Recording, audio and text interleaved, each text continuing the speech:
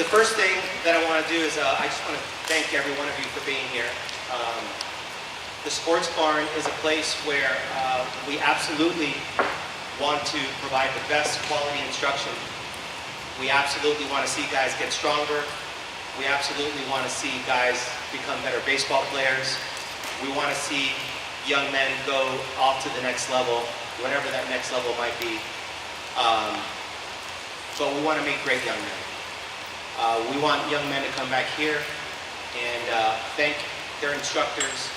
We want to see young men come back here in their suits and their ties or their professional attire and say thank you for building this place, because if it wasn't for this place, I don't know what it could have been like. You know, I had a chance to hang out with Josh Bunselmeyer, or I had a chance to have Matt Culberson, coming after me during practice, or whatever the case might be. That's what this place is here for, and I don't ever want us to forget that. I don't ever want us to forget that baseball is going to end for every single one of us. Some of us will get paid for it in some way, shape, or form. You might get a scholarship. You know, you might play professional baseball. You might be closing the National League World Series or Championship Series. I don't know, but it will end. And when it ends, we want the Sports Barn to be a part of that story. We want to thank the Booster Club. The Booster Club, for those of you that don't know, the Booster Club runs parallel with our Sports Barn and the Missouri Gators. The Booster Club is a not-for-profit organization that is intended to help the community. It's intended to be here for the Missouri Gators. Whenever we say something like help in what way? Well, tonight is a great example. Tonight we're saying help by saying we have to remind ourselves that this is about character, that this is about things way deeper than baseball. The Booster Club stepped up. All the food that you have today, this place is rented out because of the Booster Club. So by the way, if you are a member of the Booster Club, would you stand up first, please? Please stand up.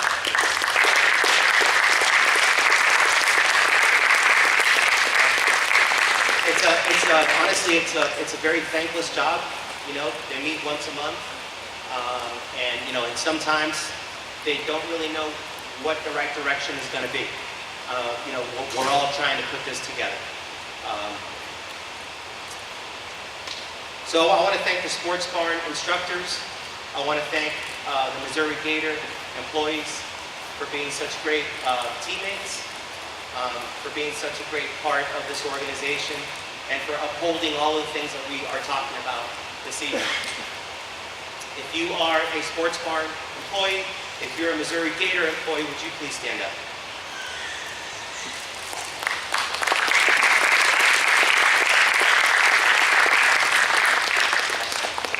So our latest addition, I don't know if you guys know this or not, but Seth, would you raise your hand, please? So this is Seth here. This is our latest addition to our team. Seth's job is to help placing your son who wants to go play at the next level. It's his job. That's his full-time job. He was the head coach at Maryville University just up until a few months ago, and he called us and he said, "We heard what you're doing. I want to be a part of it, and what can I do to help you guys?" And we said, "Well, we have a bunch of kids that want to go play at the next level. Help us." And so, Seth, thanks for being here, man.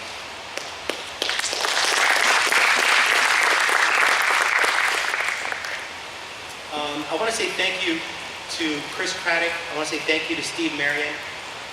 These are the two guys that, again, had great vision for a building like this.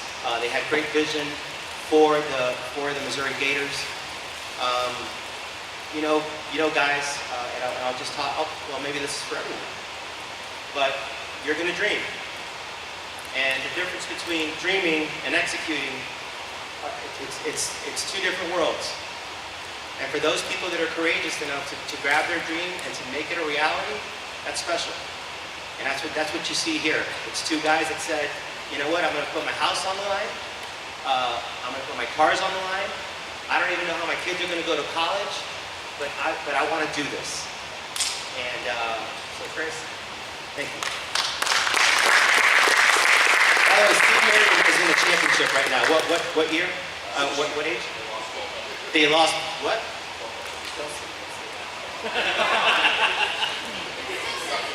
They had a tough game. Hey, I want you guys to meet someone real special. Nick McCarty, stand up, buddy. So, here's what I'll tell you. My wife said, you know, don't worry so much about like scripting tonight. And the problem with me not scripting is that I'll have to tap into my emotions. And if I tap into my emotions, I don't know what could happen. It can get messy. And I'll just tell you this guy here, Nick McCarty, when I was 28 years old, I was kind of tired of my job. And I thought, I think it's time for me to do my own thing, you know? It's time for me to make that decision that Chris Craddock and Steve Marion made, and I made a leap. It was a leap of faith. And when I made that leap,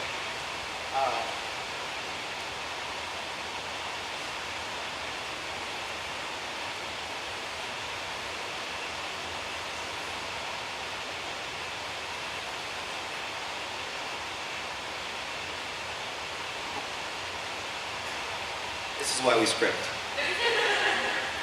But when I made that leap, Nick McCarty was there. And tonight we'll talk about character. And guys, when we're talking about character, I want you to understand something. Please go back to this game is going to end for you. So Nick McCarty, he tells a story. When he was in high school, he wanted to compete at the next level, basketball.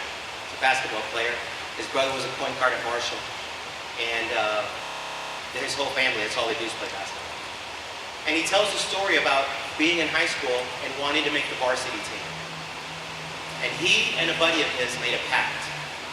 And they said, no matter what happens during this tryout, we are going to work harder than everybody else on that hard court. It's the kind of guy Nick McCarty is. He's a man with character. I learned so much from him. He actually flew in from West Virginia today just to be here with us. And then we're off to Nashville.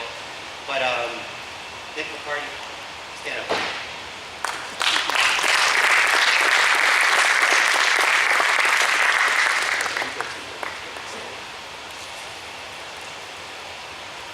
So a few months ago, a good friend of mine gave me a Christmas gift.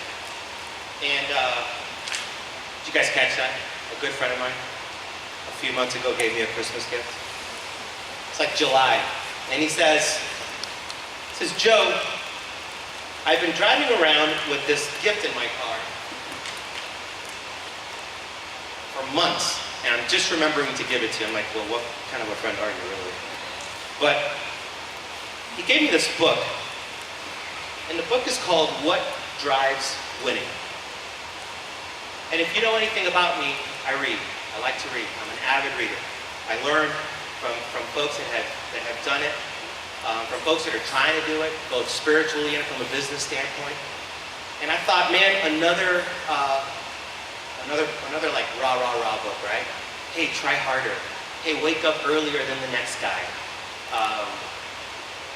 Trust the process. And you talk about phrases that are overused in today's world.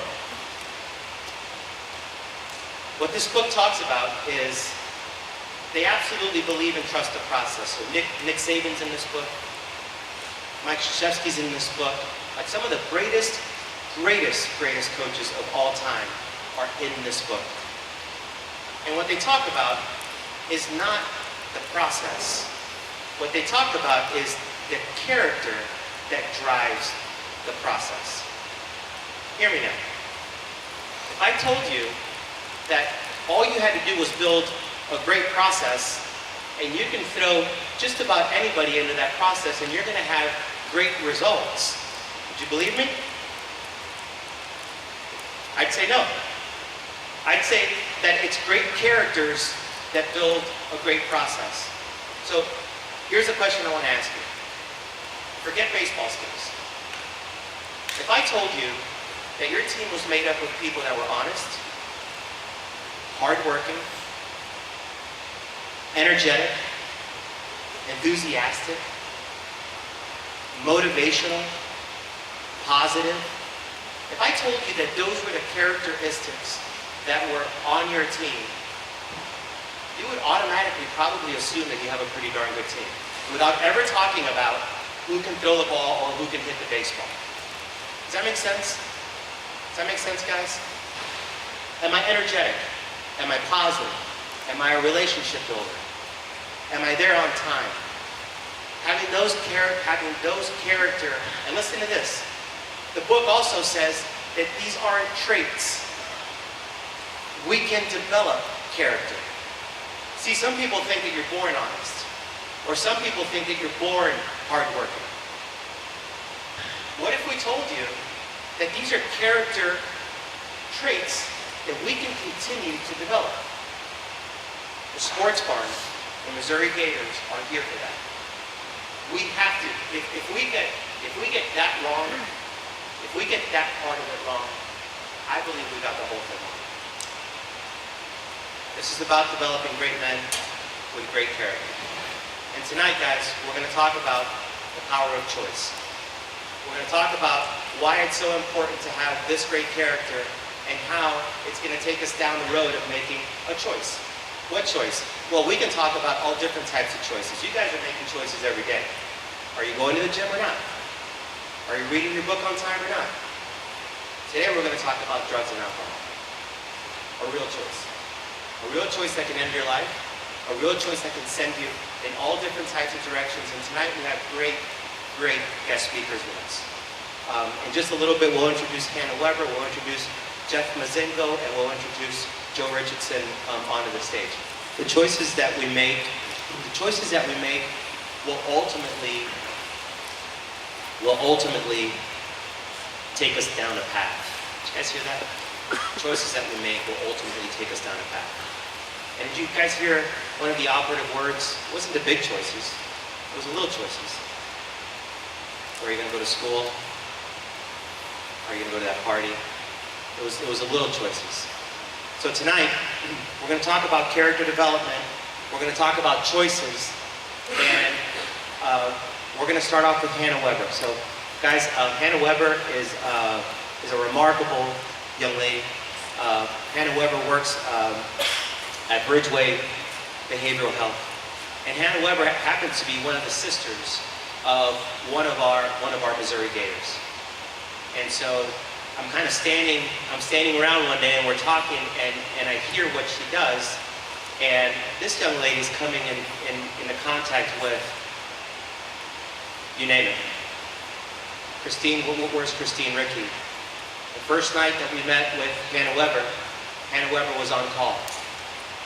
It was her job to respond to one of 6 hospitals, and one of those 6 hospitals could call her for a sexual abuse case.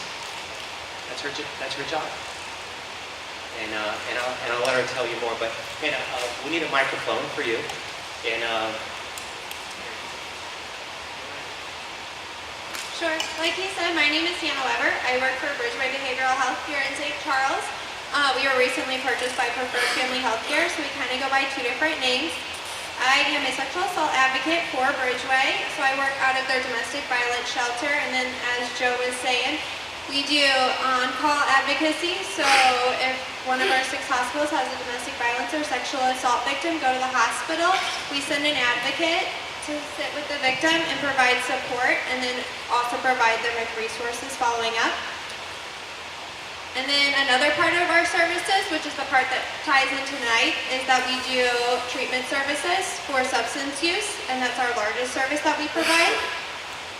So Preferred, they provide services in Missouri along with the southern areas, so they provided Arkansas, Tennessee, Kansas, those areas. And then Bridgeway covers the St. Louis surrounding areas, so Lincoln County, Warren County, St. Charles County.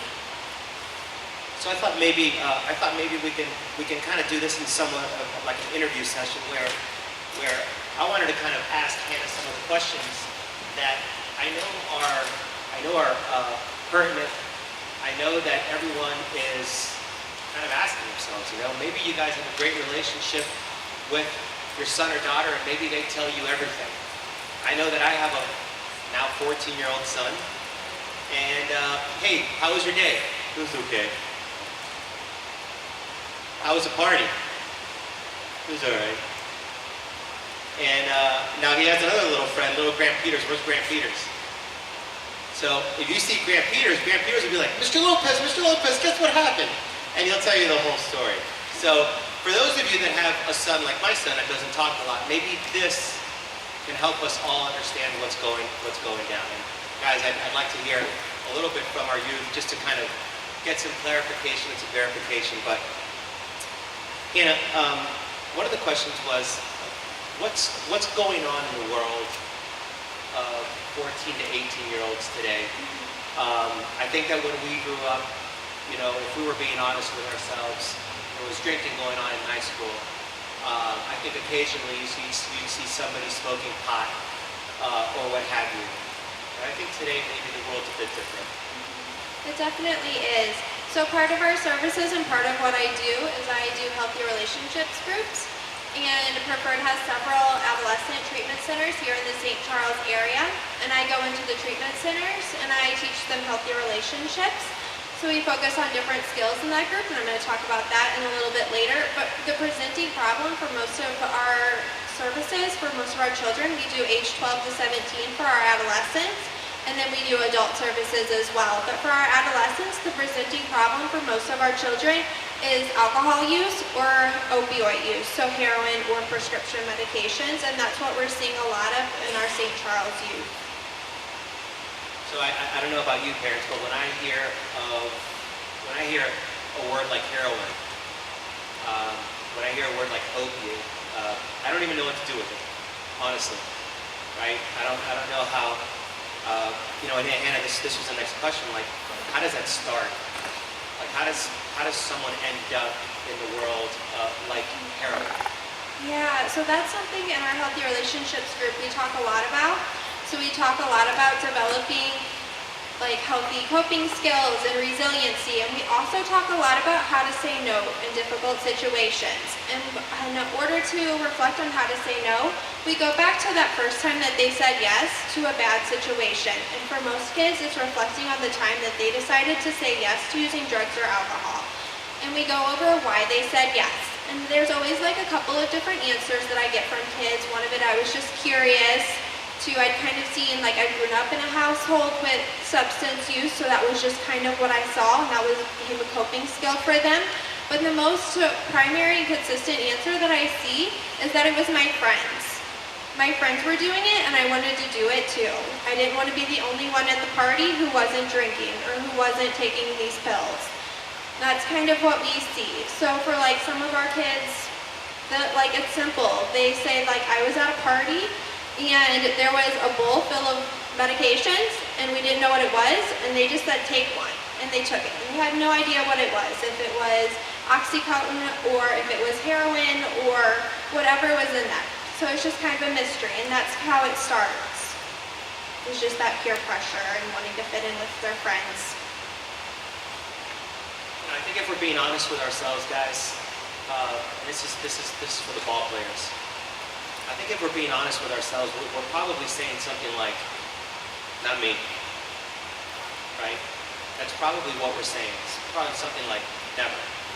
Not me and my friends. There's a reason why we're here tonight. And it's because there's a whole world that's telling us that even the sharpest of the sharpest, even the most athletic of the athletics, even those of you that are destined for unbelievable great things can make a wrong choice and can go down a road of destruction.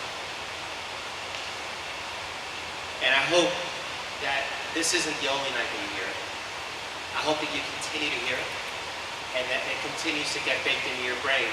And I hope that we don't have to investigate with it to find out. And another question was,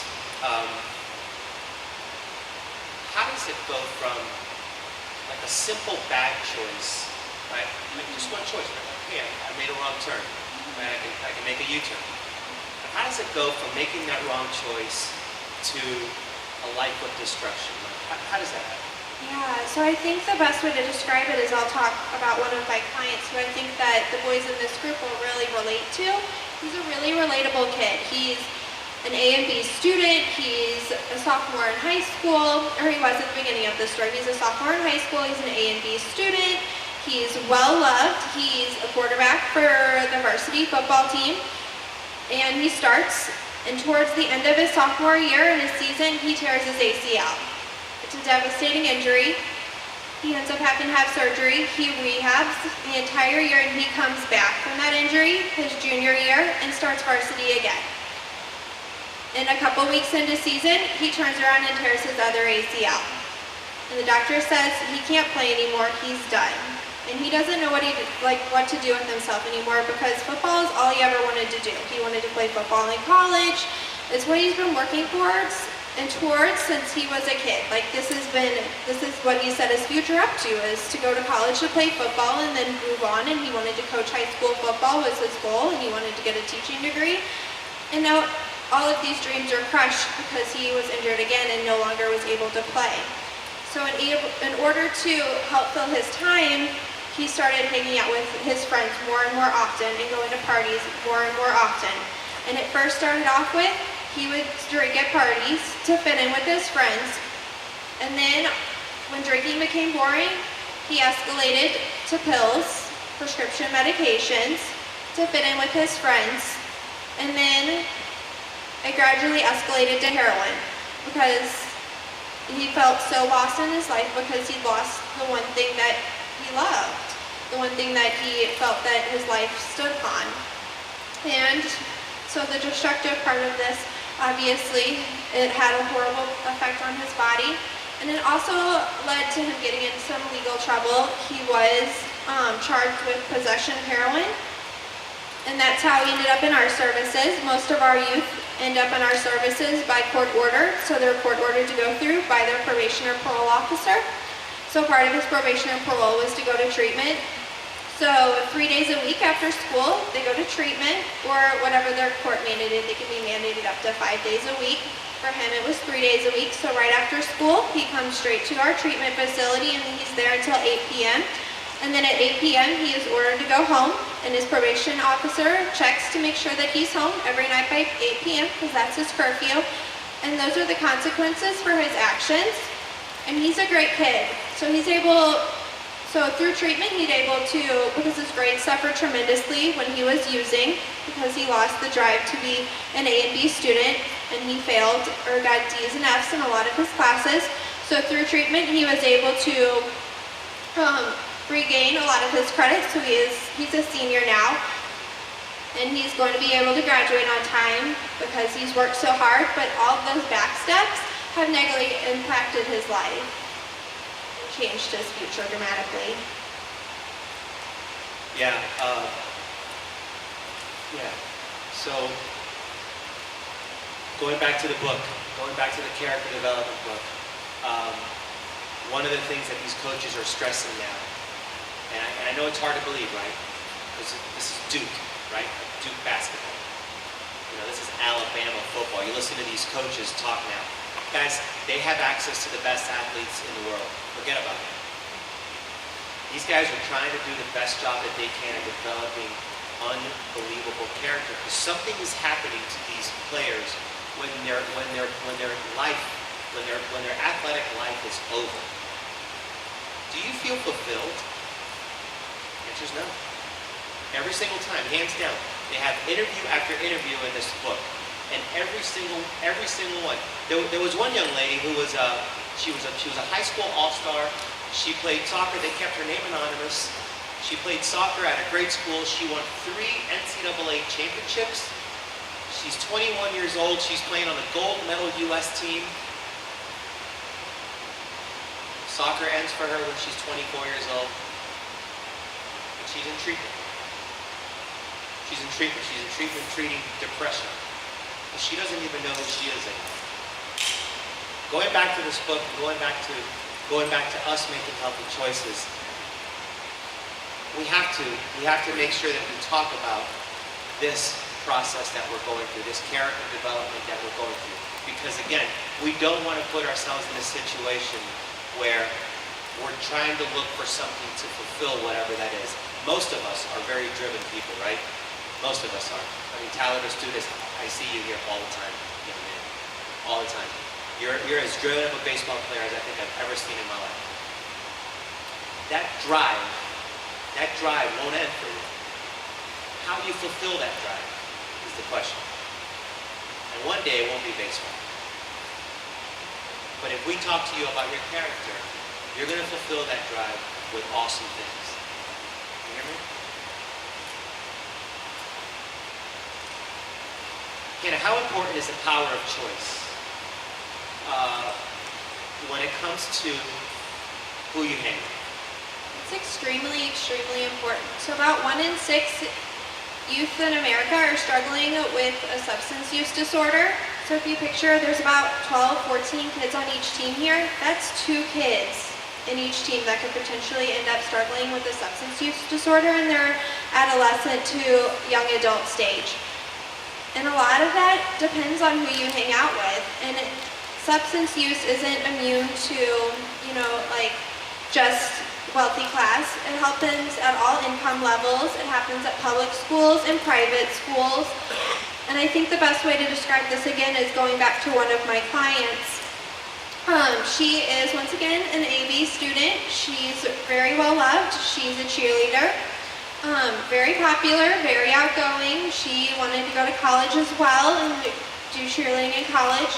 And she made the choice to go to a party one night with her friends, which seems like a pretty harmless decision. And at that party, she decided to try Molly, ecstasy, for the first time. And she was supposed to be home for midnight. That's her curfew. And she's a really reliable kid. And she didn't show up at midnight. And her parents began to worry because she's a reliable kid. She's never late for curfew. She's always home on time. So they began calling her and she's not answering her phone. And this part can be a little bit difficult to hear. So her parents, they decided they're going to track her phone, and they tracked her phone to the party that she was at. And they found her unconscious in the house with a whole bunch of teenagers just partying around her, and she's laying on the floor unconscious. And she ended up in the hospital. They had to sedate her. They kept her sedated for several days because of the effects of the drugs in her system.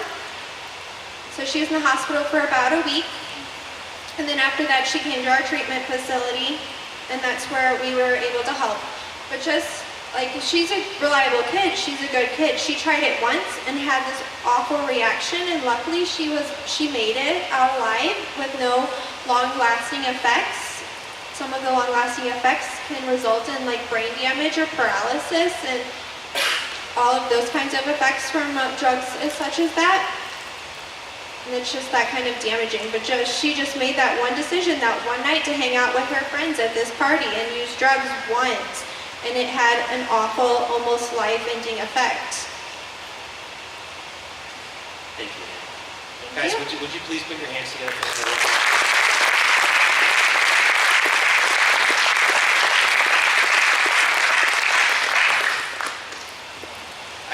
I can't stress enough how important it is for us parents. I have kids. I have a 13-year-old, 14. I have a 14-year-old. I have a 10-year-old. I have a 5-year-old. I believe I have a lot more kids now.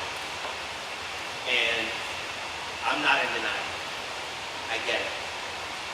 There's a reason why we chose this topic as the first topic for Beyond the Game. I know this topic. I know it well. I've lived it. I've been around it. I've seen it. I've seen it in meetings. I've seen it in the rooms. I've seen people who have absolutely destroyed their lives. I've seen a man who started drinking alcohol in high school, and a switch went off, and he could never turn that switch off. I don't know why. Doctors are going to argue for why it happens. Priests are going to argue for why it happens. I don't know why it happens, but it happened. This man died. His wife kept the alcohol from the house, and he decided that he was going to drink window washing fluid just to try to catch that buzz. And his whole body just basically burned up on the inside. I've seen it. That's not a story. That's not something that we just kind of caught on CNN or some sort of media. That's a real story. And I'm telling you that if we don't get this right, guys, if we don't get this right, I don't care what kind of baseball players we make, I'm telling you, the day that we hear, or if we ever hear, God forbid, if we ever hear that one of our Missouri Gators, or anybody in this community, fell that way, in any one of those ways, I don't care how many kids we send to college. It doesn't matter. While we're putting this night together, we needed like a keynote speaker. We needed someone to kind of bring it. And we were having a meeting, Christine,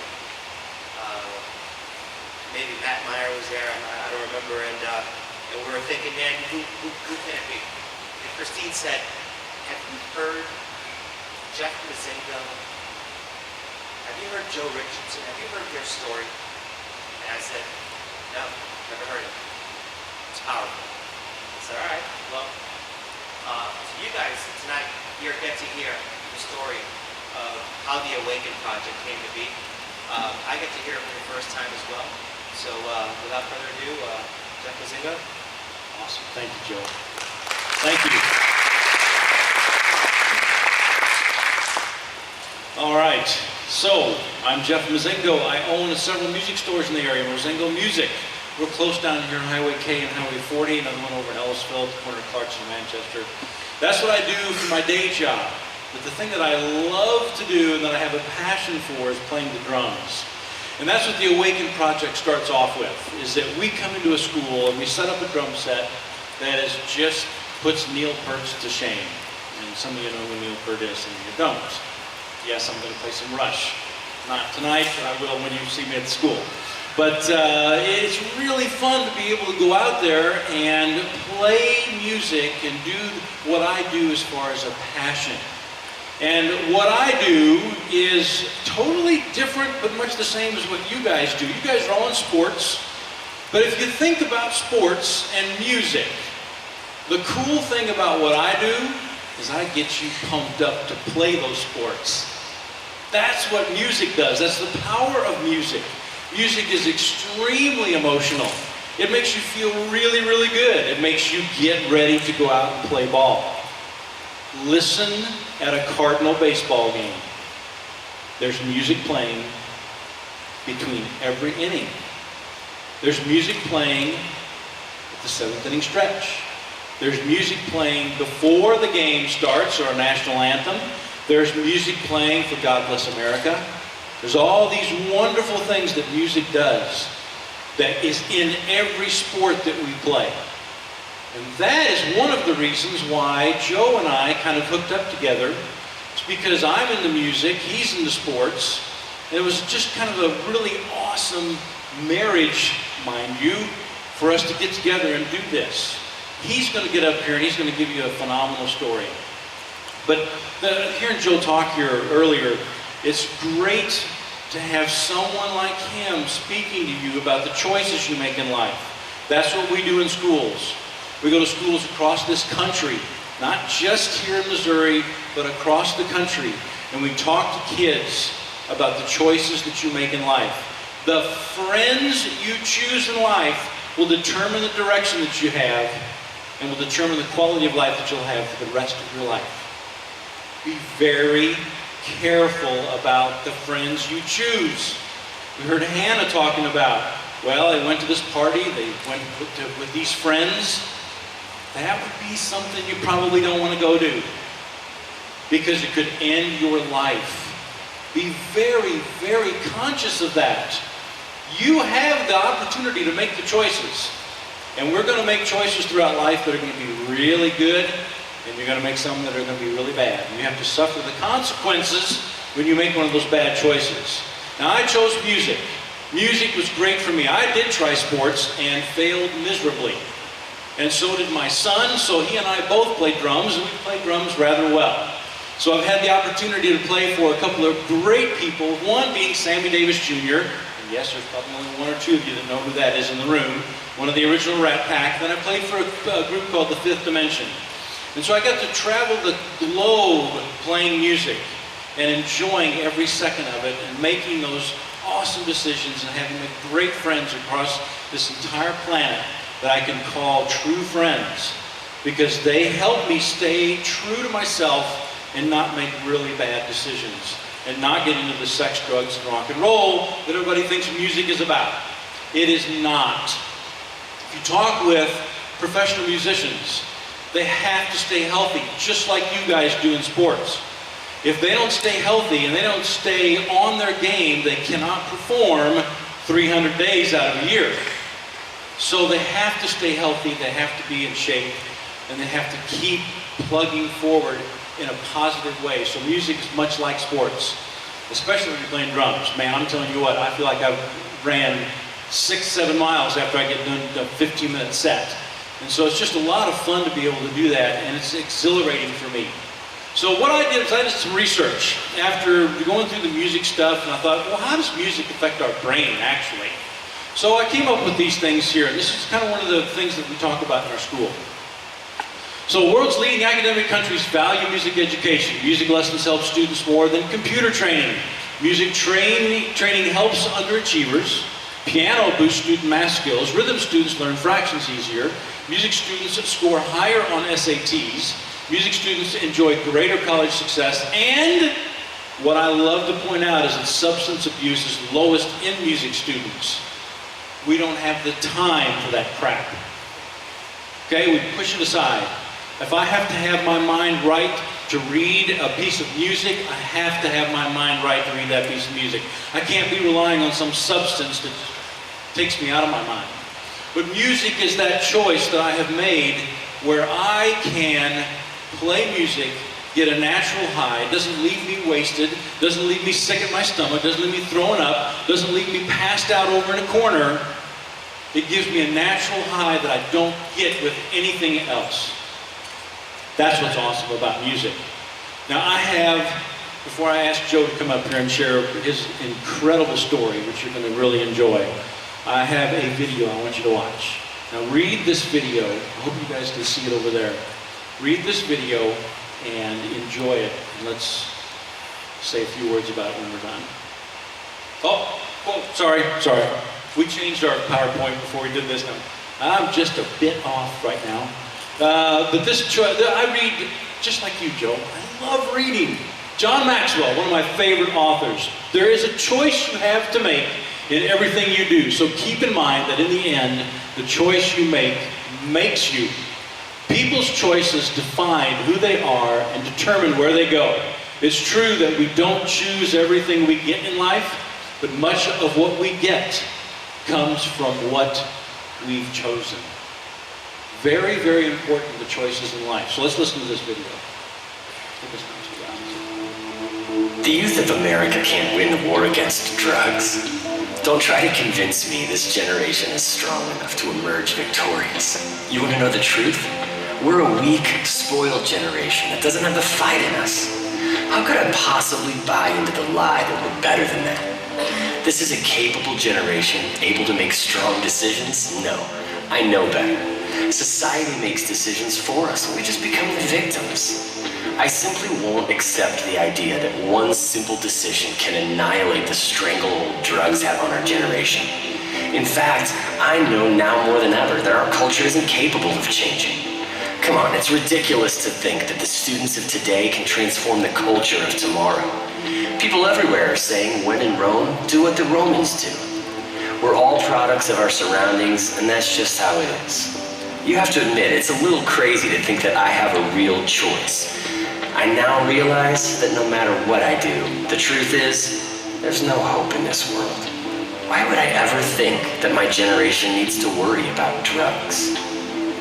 Unless I change my perspective. My generation needs to worry about drugs. Why would I ever think that there's no hope in this world? The truth is, no matter what I do, I now realize that I have a real choice. you have to admit it's a little crazy to think that we're all products of our surroundings, and that's just how it is. When in Rome, do what the Romans do. People everywhere are saying the students of today can transform the culture of tomorrow. Come on, it's ridiculous to think that our culture isn't capable of changing. In fact, I know now more than ever that one simple decision can annihilate the stranglehold drugs have on our generation. I simply won't accept the idea that society makes decisions for us and we just become the victims. No, I know better. This is a capable generation, able to make strong decisions. We're better than that. How could I possibly buy into the lie that we're a weak, spoiled generation that doesn't have the fight in us? You want to know the truth? This generation is strong enough to emerge victorious. Don't try to convince me the youth of America can't win the war against drugs.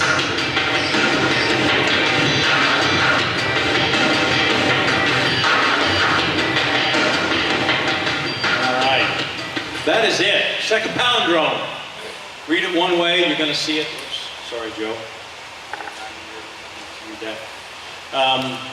But you read it one way, it's very, very negative, very, very bad. And then you read it backwards in the exact same words in reverse order, and it turns into something very, very positive.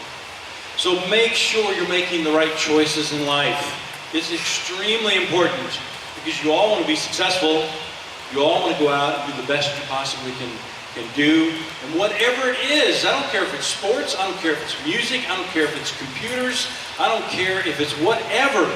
Give it your best effort and make sure that you're making the choices that will make that successful for you.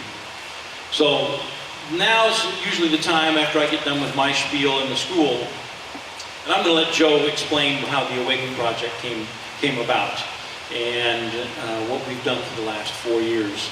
But this gentleman is one of my absolute best friends, and I can call him about anything. And that's the kind of friend you want in life.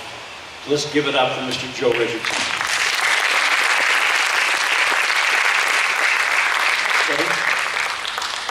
Why don't you do that for me? Hi, how's everybody doing tonight? I'm so glad to be here. Thank you, Joe, for reaching out, and Christine for knowing Wendy Corley so we could be here. And my name is Joe Richardson. I'm the other half of the Awaken Project. And I got to tell you guys, when I walked in here tonight, my heart started pumping, my blood started pumping, because I used to play professional baseball for the Red Sox. And I was a catcher. I got to catch Roger Clemens, Bob Ojeda, all the Red Sox on the '86 World Series team. My buddy Bill Buckner, God love him, he still gets blasted for one little play, but he was a great baseball player. But when I got let go and I had to come back, and Joe talked about how you have to readapt your life, it is a game changer. But if you stay focused and you look down the road and not behind and say, what if, you'll be all right. So when I came back, I got a son and 2 daughters. And my son wanted to play baseball. Naturally, I was going to coach like any other father wants to. So I coached my son on a Little League baseball team. And how this has all come about, the Awaken Project, is that I've lost 3 kids off my Little League baseball team to heroin overdoses. We have a heroin problem in our country, city, town, school. It's everywhere, and it's not going away. And if you look up here, I want to share some things with you. I'm going to show you some slides and talk a little bit about some things about what we do. We've kind of condensed our program, but we didn't leave any of the important stuff out. Heroin is skyrocketing. 3 to 4 times more deaths than 10 years ago. The reason being is the heroin that's coming to our country today.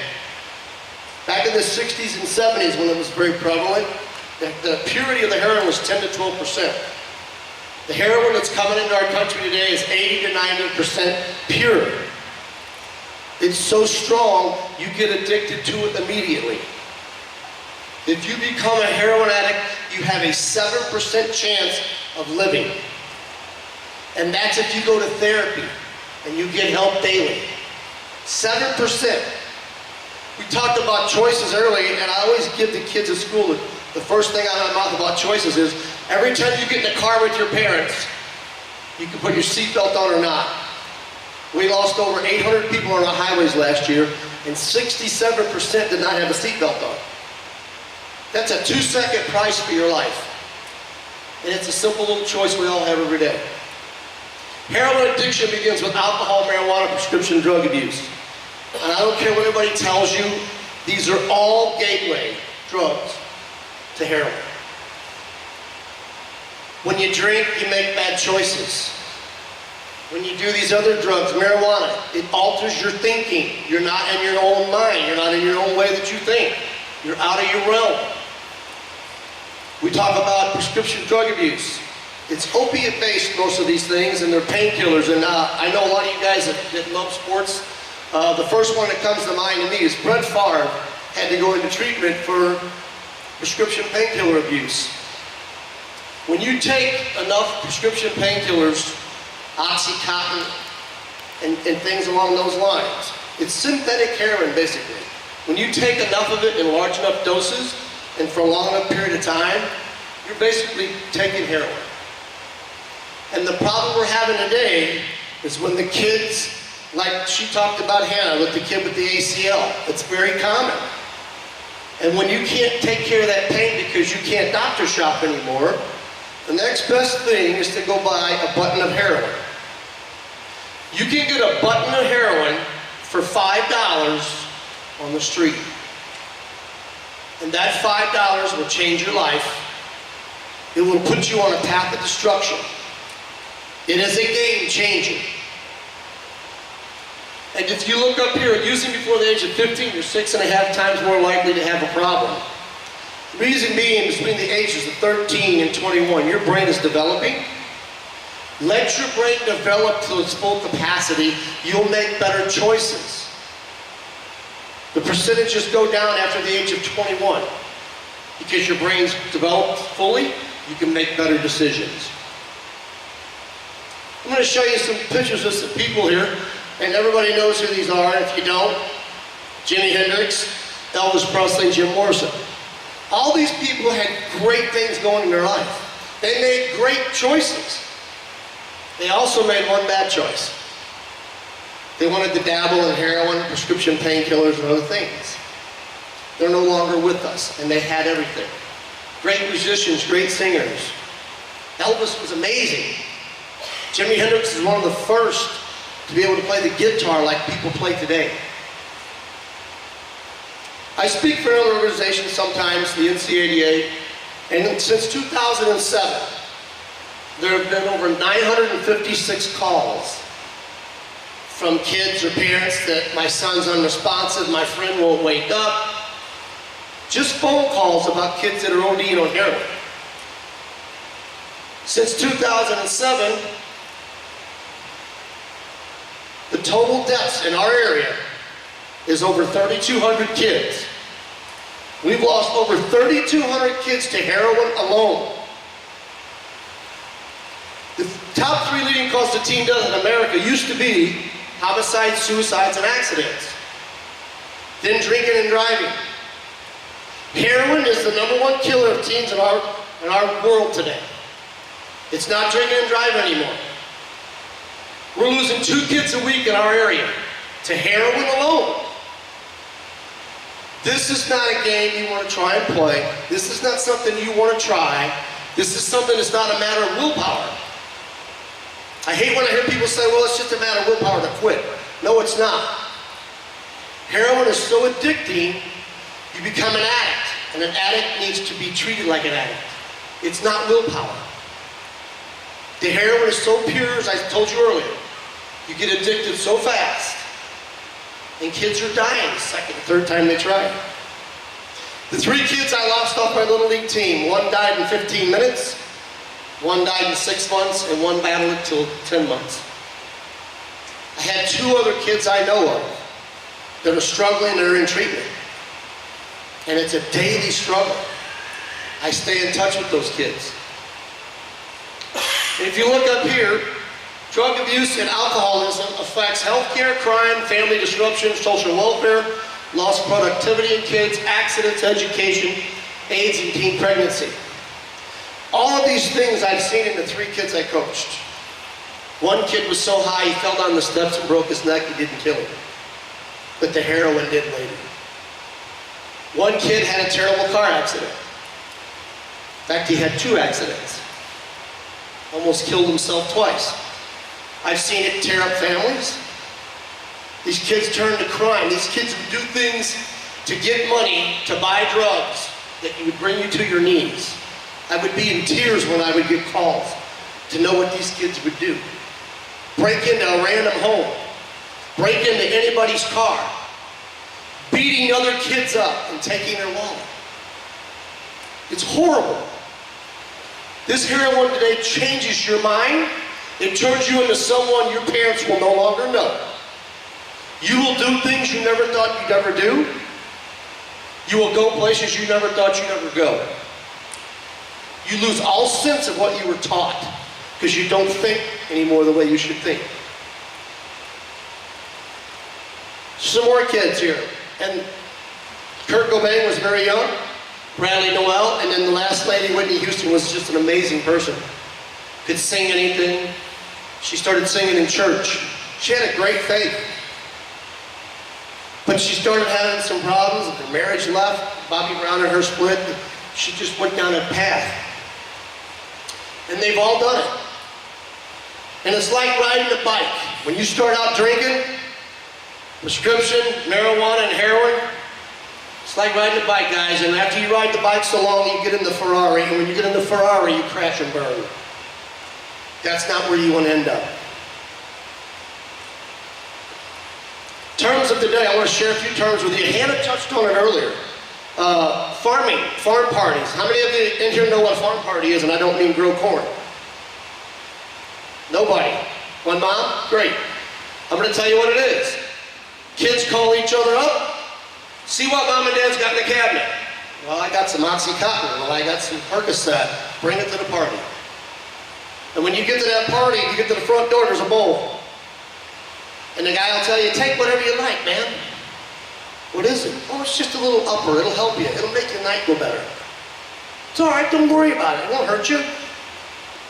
You have no idea what you're getting, guys. Dealers are taking the capsules apart and putting heroin in them. You're getting painkillers. Why would you take something you don't know what it is? If you go to that party, you need to leave if you see that. That's trouble. That's the first bad choice you're going to make to more choices down the road. Because that one bad choice right there may end your life. In terms of the day also, we're talking about Oxycontin, prescription painkiller. It's also referred to as OC, hillbilly heroin, killers, Oxycoffins, Oxycontin. How many of you heard of those names? And be honest with yourself. It's okay. Okay, you know to stay away from it, okay? Heroin is referred to as beans, buttons, beans, smack, boy, jump, tar, and H. White Palace, White Pony, Snowball. I could put 90 names up there. I don't have the room. But it's got every name you could think of. If you hear these names and you hear a friend talking about this stuff, you need to find a new friend. He's not going down the right path. Some more guys, some actors. Chris Farley, very funny. Corey Monteith, a young actor.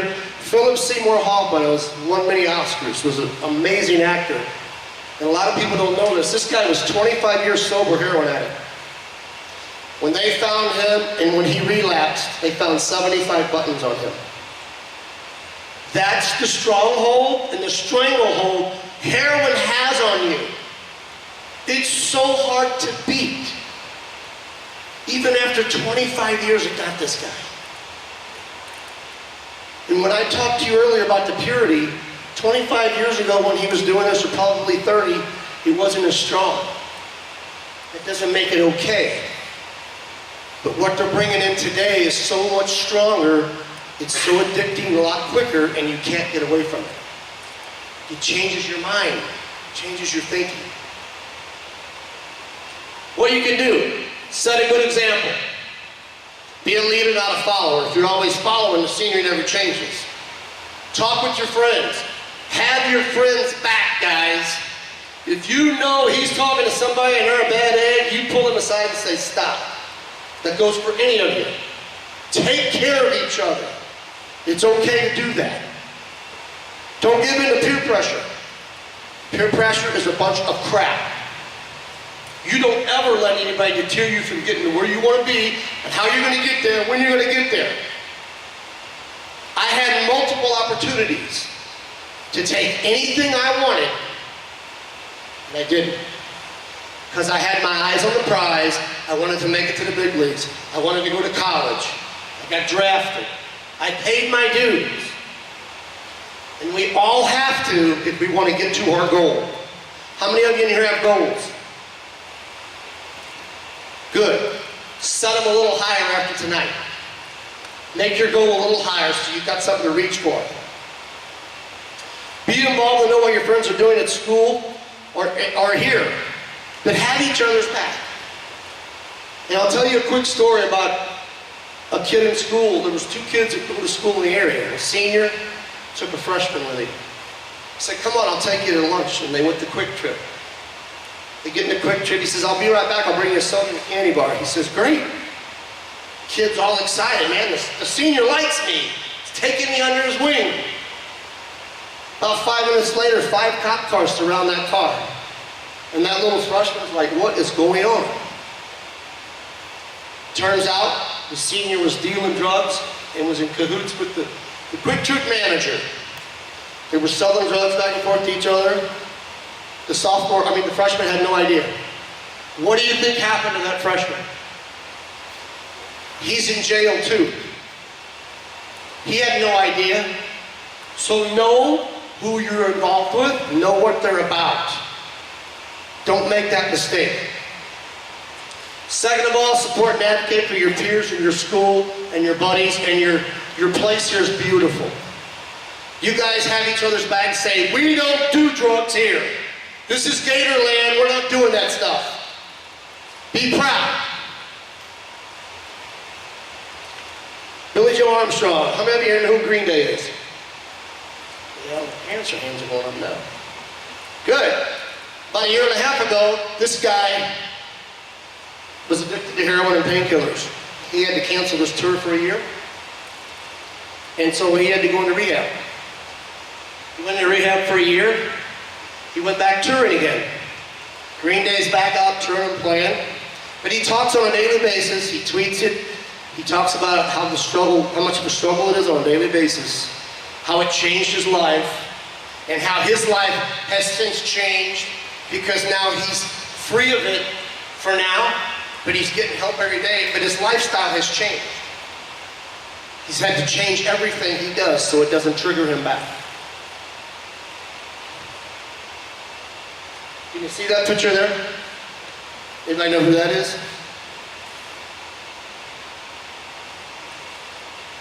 The reason why you don't know who that is because that was my son.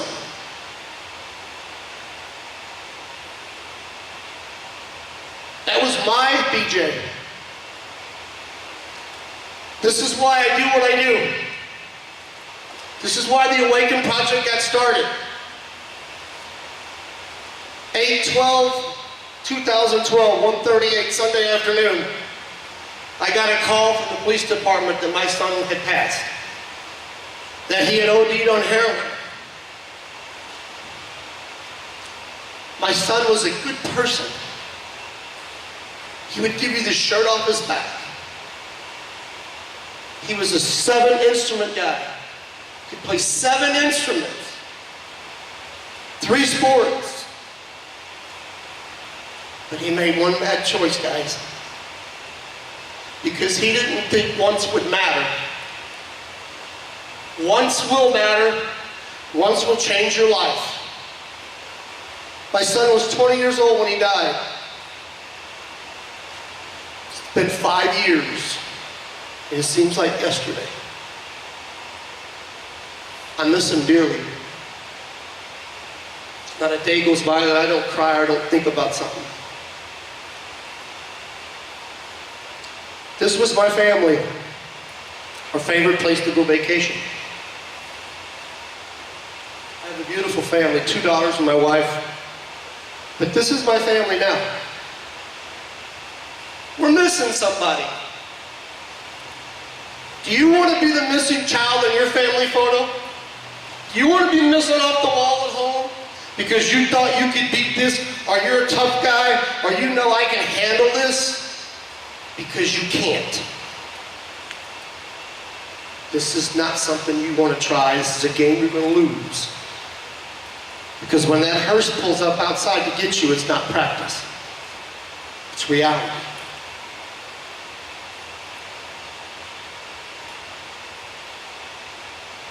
That's a picture of me and my son at our favorite place to go eat. I'm not going to get to eat with my son ever again. I'm not going to get to hug him. I'm not going to get to play catch. I'm not going to get to go fishing. I'm not going to get to play golf with him. And I'll never get to hug him again. Don't put your family through that. Everybody likes to think, well, when this is all over and done with and the addict's passed, everything's okay. It's not okay. There's still devastation left that everybody has to deal with because it affects everybody around you. And when you think for 1 minute that people don't love you and care about you, you are wrong. Everybody in this place loves and cares about all of you kids, or they wouldn't be here tonight. This building wouldn't be here. So just because you get told no, and you don't get to do what you want to do, it's because your mom and dad know what's best. They've been down the road. Listen to your parents. They love you. And parents, that's your child. You have the right to do whatever it takes to take care of them. They have the right. Mom and dad has the right to check up on you guys. And if you're not doing anything wrong, it doesn't matter, does it? So you don't need to be getting mad at mom and dad. Because once again, they're checking up on you because they love you. Not because they want to see what you're doing. How many of you in here have that little thing in your gut that goes off when you think you might not should do something? Man, I better not do this. How many of you here have that thing in your gut go off? Be honest. You all do. Listen to your gut. It will never lie to you. This will never lie to you guys. Trust it. This is where I have to go now to visit my son and talk to my son. Valerie Memorial Gardens. And when I buried my son 5 years ago, he was the only one there. There's 15 other kids around my son. I've met 5 other families that have other organizations that's lost kids. We all are doing the same thing, we're just doing it in a different way. We're trying to educate, get kids involved in other things, keep them busy. Jeff showed you the statistics on music. I don't care what it is. Parents, get your kids involved in something. Make sure they don't have that time to think about doing something wrong. Keep them busy. Everybody here needs to stay busy. You need to have something to do. Because there's so many distractions nowadays. There's so many kids wanting to take the easy path. The easy path is not the good way to go. How many of you here have seen this? Anybody know what it means? I'll tell you. It means there's a drug dealer on that street and someone has died.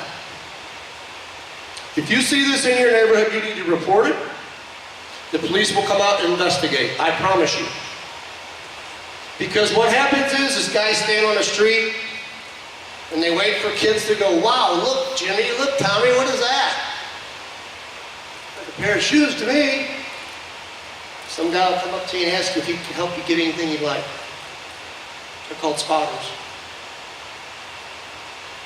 If that happens to you, you leave. You tell them, no, I'm fine, thank you, sir, and you leave. And you go tell your mom or dad, or you go to the first house you can get into. The first neighbor, whatever it may be. I'm going to wrap this up tonight. I'm going to leave you guys with 3 things. And I promise you, if you apply these 3 things in your life, You'll be successful. You'll have a great life. And it's an acronym for AIM.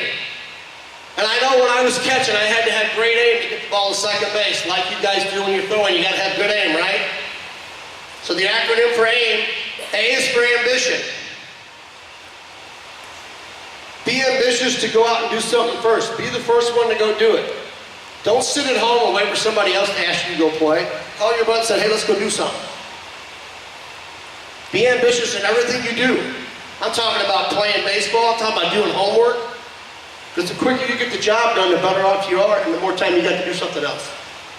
Imagination. I is for imagination. Think outside the box. Be the first guy to come up with the idea. Okay? Use your mind. And M is for motivation. Be motivated. Want to go to school. Want to go practice. Want to help mom around the house. Want to help dad cut the grass. These things are a vital part of your life and helps you in your mind and helps with good thinking. It's a good process to get into. Stay motivated. Motivated people are successful. You guys got the rest of your life in front of you. Set your goals. Go do what you want to do and get the job done. And I'm also here tonight to help people. If anybody here needs help, I can help you. I have some people that I can lean to. Preferred Family with Hannah's organization, the NCADA, and there's some other places around town where I can get anybody help. So if you need help tonight, or you have a family member, an aunt or an uncle, I can get you help tonight. That's what I do. This is the passion I have. This is what I do now. Jeff and I started this about 4 years ago. We've been to 84 schools, 85 schools, 4 states. And we're going to venture off into more states this year and more schools. We are making a difference. Because if we weren't making a difference, I wouldn't be doing it. I would find a way to make a difference. But this is kind of what we chose. I'm here to tell you guys, stay the path. Listen to your mom and dad and make the right choice, and you guys will have a great life. Thank you all so very much for having us tonight.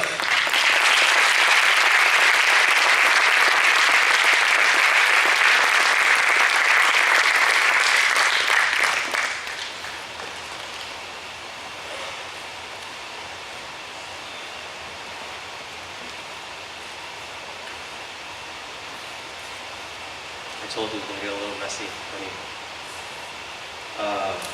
Boy. I don't really know what to do with that.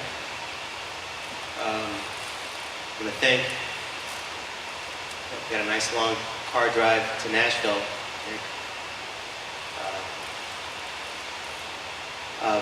Guys, I hope something's stirring up inside you. I know that we feel invincible. I know that we feel that we've got the world right where we want it. Stories like this are here, and great organizations like this are here. It's unfortunate. It's not because they necessarily wanted to be here, but because something's happened in their life, and they don't want it to ever happen again. Here with the Missouri Gators, we talk about how many kids are we going to send off to college some days? We will consume minutes, hours, days talking about how many kids do we have committed to go to college today? How many do the Tigers have? How about the prospects? How about the gamers? How about the River Rats? Or, I don't know, name your favorite club. I want to be a club. I want this to be a club that sends great men off on journeys. That's it. That's it. I want you guys to come back and knock down the doors of the sports barn. And you guys want to be instructors. You know, one of you might move to Texas one day. What are you going to do with the rest of your life? You want to open up a sports barn? Good. Why? Because this place might have just saved your life. It's not for us with the Missouri Gators organization We want to continue to partner with great organizations like this. The Beyond the Game concept is a concept where we are doing much more than baseball. Baseball is just a thing. I promise you, it's a thing. Make no mistake though, if we get on the field, we can do some damage. I know that too. Guys, I want to say thank you. I want to say thank you. I want to tell you that the Missouri Gators, the Missouri Gators Booster Club, all of our instructors, all of our employees, we want to tell you how much we love you guys, you parents, for being a part of this. And if you guys are okay, I'd like to be able to just close the evening in prayer. And then absolutely. And any questions afterwards, guys, that you want to bounce off of us, any comments, anything, we're all going to be up here. We can mingle. There's probably still plenty of food. And as you exit, guys, for those of you that know anything about not-for-profit, these organizations are sustained by, the selling of T-shirts sometimes, right? Sometimes it's whatever the case is. Whatever we can do to support the Awaken Project and this powerful message that Jeff and Joe are bringing to the world, let's do what we can. Let's bow our head and pray. Father, we want to say thank you. Thank you for such wonderful, wonderful lives. We want to say thank you for a wonderful life. We want to say thank you for all of the help that you've given us. This wonderful place that you've given us to come in and learn the great ways that you've laid out for us, God. We hope and we pray that our hearts are open, that our minds are open, and we have the ability to communicate with you and communicate with other loved ones around us if and when these sort of troubles come our way. God, continue to guide us and protect us. Guide this organization, guide the beautiful families and the young men that are a part of this organization. And forgive us for our sins, Lord. Amen. Thank you, guys.